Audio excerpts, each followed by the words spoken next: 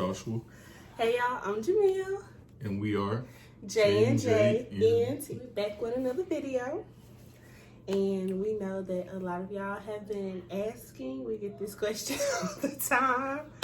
How did we meet? How did we meet? You want to tell them or you want me to tell them? Ladies first. So I guess I'm going to tell my side first. Should be interesting. Me and my mom were out shopping one day and we rolled up on one of our favorite stores. Huh? Y'all try to throw me off guard. Thank you. You are. But that was my thought when I first saw him. But okay. So me and my mom were shopping and we went in one of our favorite stores, which was where Joshua was working.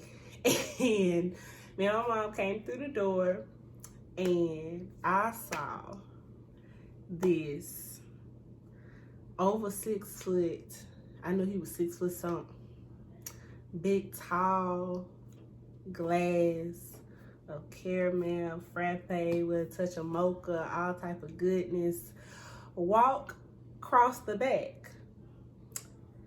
I looked at my mama, my mama looked at me, I was like, don't bother me in this store. I'm on a mission. You know what? We're gonna try it. I'm gonna, set myself out for the bait. I'm gonna see if he gonna catch it. So, where were we on the counter aisle? Yeah. I ended up peeping him. Well, actually, I think I went to the counter aisle initially, and then he was stocking things on that aisle. I stayed on that aisle a little bit longer than usual. It's just him and I. And I knew it. So I'm like I said, I get knee buckling nervous when it comes to like dudes I'm really into. So I was like, let's see how this gonna go. So I'm like looking in candles and stuff. Y'all, I'm like taking my precious time, taking the top off, sniffing them. While eyeballing me at the same time, like I wasn't looking. Like looking at the corner of my eye, I'm like, is he checking me out? Like I'm checking him out. Whoop de woo. So he asked me, do I need help with anything? I was like, no, I'm fine, thank you. So I think we ended up trying to make like small talk. And mind y'all, my mom is on the next aisle pimping me out. What? Pimping me out. Looking at rugs and she's like, Jamil, this rug would have been so nice at your apartment when you were at Ole Miss. I'm like, first of all, bake me in. Mama was trying to bake me too. So he wasn't rushing, stocking his stuff, eating. Nope. I knew the game. Piece by piece. So he ended up asking me for my number before I left. And I was like, sure. And by the time I like made it to the car, he like texted me. He was trying to make sure he had the right number. I was waiting. But I was like, okay. So that's from my point of view. I found out different things afterwards. But Josh gonna tell you his side. I'm gonna be side. So this is how my point of view goes. Okay, so I was working at Ross at the particular time. Well, I still do, but and I seen her and I was like, yo, I gotta say something. Like the most she can tell me is no. At this point, I don't care. I don't care if I get rolled up. Yeah, but not running my Hummer in no time, so I was like, it's cool. But why can I say no though? Do y'all not see him? Anyway. Do y'all not see him? And so we have to run our Hummers at a certain time or we like get the merits. So I was like, bro, like, I don't care. Like, this girl, like, a whole 10, bro. Like, she had the height, body, everything. Natural hair going. I was like, excuse me, I don't mean to bother you, but, how you doing? Introduced myself, told her my name and everything. And she told me the same. And I was like, okay, cool. Well, she's showing a little interest. So I put out my phone. I said, if it's cool, can I get your number? She was like, sure. But did y'all not hear the accent though? She put her number in my phone, and like she said, I waited until she made it to her car, because you know how some of the bougie females give you a number just to get you out their face. I was like, nah, I want to see her look down at that phone and text me back.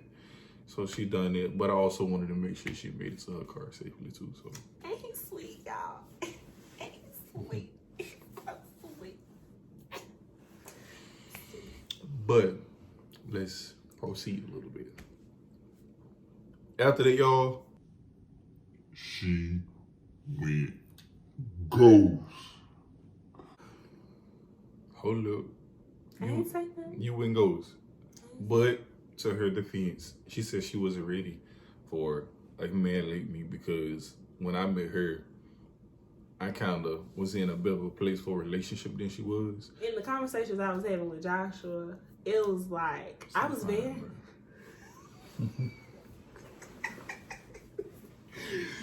I didn't say my side, y'all. I was intimidated. Like, I'm a strong woman. I have my stuff together, but this man... I'm sorry. This man intimidated me. Like, the conversations we were having, like, on a spiritual level, like, mentally, you know, he already had the physical aspect. Do you not see him? But anyway, time passed. I got over that.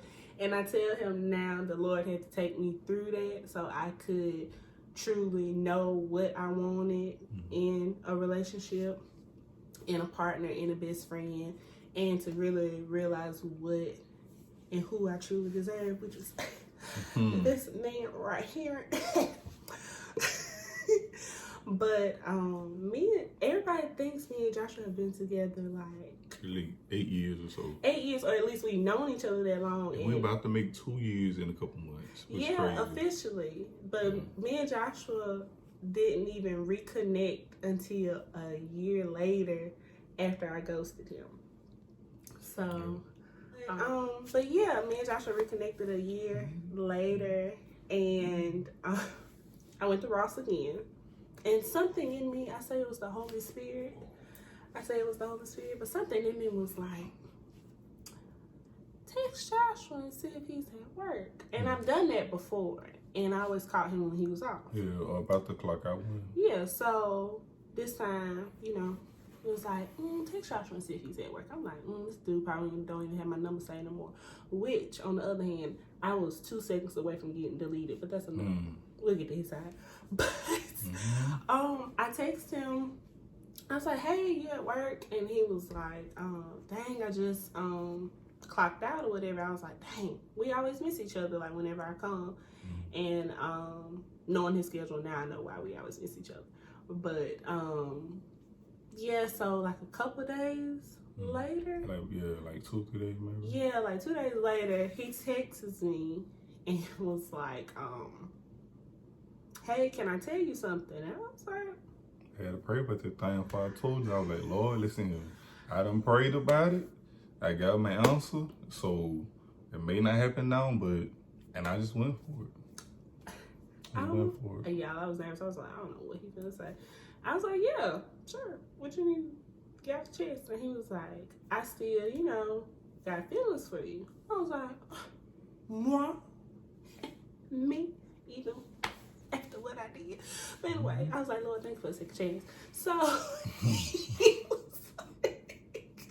he was like, I still have feelings for you. He was like, I don't want to like jump into a relationship, but I would love for us to continue to get to know one another a little bit more, because we didn't really talk that much before I ghosted him. But you know, don't hold me to that. You know, go through everything for a reason. But we reconnected, and we truly like devoted to getting to know one another for a while. And it was a beautiful, it was a scary experience for me. We had to skip the beat. We spoke every day. Until that one time, y'all had a chuckle. After that one day, we have spoken every single day. But yeah, that's how Joshua and I met. We met at Ross, and he got the digits, and I went ghost, and the Lord brought us back together, and we haven't skipped a beat. Amen. Amen. Okay. Subscribe. Yes. Please. Like, comment, subscribe. Share. Share. Thank you. Thank you. God bless you. We appreciate you. Bye, y'all.